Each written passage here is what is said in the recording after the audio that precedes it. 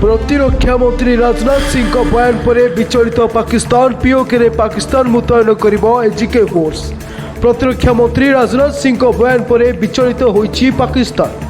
प्रतिरक्षा मंत्री बयान पर पाकिस्तान करने को जाउछि नुआ योजना।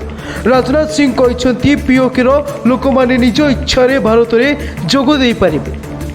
रविवार दिन जम्मू काश्मीर बानीहाल रे एक निर्वाचनी समावेश को संबोधित करने बेले राजनाथ सिंह कहते पाकिस्तान सरकार पीओके को विदेशी अंचल बोली मानती।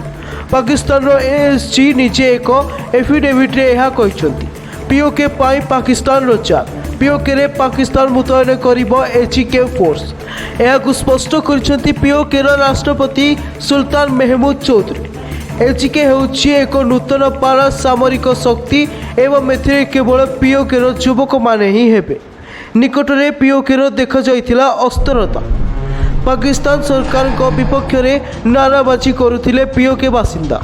एमितिकी पाकिस्तान रेंजर्स को मध्य खोला खोली विरोध करुथिले। ब्यूरो रिपोर्ट जागरण 24 न्यूज़।